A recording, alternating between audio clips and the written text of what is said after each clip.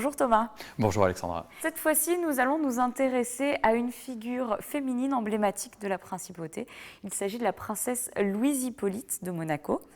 Alors, malgré son règne très succinct, on va dire qu'elle a quand même marqué la principauté.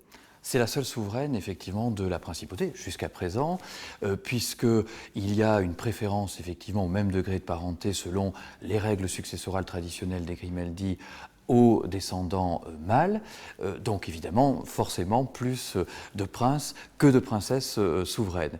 C'est Jean Ier Grimaldi, qui, en 1454, prévoyant qu'il n'aurait comme successeur qu'une petite fille, pour que la souveraineté de Monaco n'échappe pas à la famille, prévoit que les femmes peuvent transmettre la souveraineté à condition que leur époux adopte ou ait le nom et les armes des Grimaldi. Alors, au XVe siècle, ça ne pose pas de problème, on se marie, je dirais, dans la famille, un cousin éloigné, pas géographiquement, puisqu'il s'agit de la branche d'Antibes-Cagnes qui fournit un mari pour Claudine.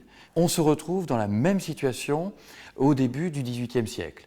Le prince Antoine Ier n'a comme héritier, comme héritière, que des filles. L'aînée d'entre elles, Louise Hippolyte, devra donc être la souveraine. Et là, on n'a pas de Grimaldi sous la main. Donc il va falloir fabriquer, si je puis dire, un Grimaldi.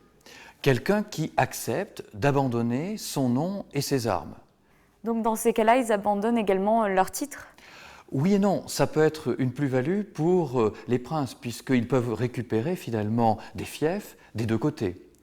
Mais évidemment, vous avez bien vu, Alexandra, il y a du gagnant-gagnant. Donc on essaie de chercher, dans les années 1710, un héritier d'une grande famille, alors d'une grande famille française de préférence, puisque Monaco est à cette époque sous la protection de la France, qui accepterait de perdre son nom, mais en même temps qui gagnerait quelque chose. Et on trouve une famille normande, d'origine bretonne, les Matignon.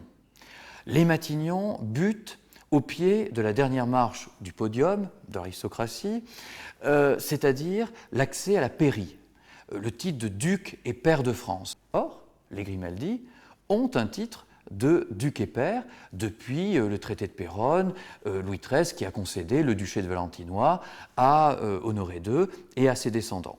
Donc, c'est d'abord évidemment un mariage de raison, un mariage même d'intérêt, qui est signé en 1715, qui est négocié par Louis XIV, mais qui est dans sa dernière année de vie et qui finalement arrange tous les termes du contrat de mariage, mais il meurt le 1er septembre 1715 à Versailles avant d'avoir pu signer le contrat. Et l'affaire est quand même urgente. Et donc on imagine dans ce château de Versailles en plein deuil, le roi vient de mourir, et le 5 septembre, malgré tout, toute la cour se réunit, la dépouille du roi Soleil est encore à Versailles, pour signer le contrat de mariage de la princesse de Monaco, donc future souveraine, avec Jacques de Matignon, mais qui va devenir, évidemment, pour les Grimaldi, Jacques Ier. C'est une affaire d'État que le mariage d'un prince ou d'une princesse de Monaco au XVIIIe siècle. Elle était connue comme femme forte puisqu'elle avait très rapidement fait comprendre à son époux que ce serait bien elle. La souveraine. La souveraine. Oui, tout à fait. Le prince Jacques imaginait, puisqu'il avait dû abandonner évidemment son nom et ses armes, ça a été toute une querelle. C'est pas facile quand on a un nom comme Matignon de l'abandonner, quand on a des armoiries qui d'ailleurs portent les fleurs de lys de la famille royale de France, puisque les Matignon sont apparentés aux Bourbons. Et à la mort d'Antoine Ier au début de l'année 1731, évidemment, il y a une sorte de flou. Est-ce que Louise Hippolyte va régner seule? Est-ce qu'elle va régner de manière conjointe avec son mari? Et donc, Louise Hippolyte s'impose tout à fait, effectivement, double presque son mari en arrivant seule et en faisant son entrée solennelle seule à Monaco et en se faisant reconnaître comme souveraine. Malheureusement, elle est emportée par une épidémie, la variole, qui touche tout le Rocher à la fin de l'année 1731, donc seulement quelques mois de règne. Mais on le voit sur notamment un portrait par le peintre monégasque Bressan, elle a les attributs de la souveraineté, elle a la couronne et elle a le sceptre. Très bien, mais merci beaucoup Thomas pour cet éclairage.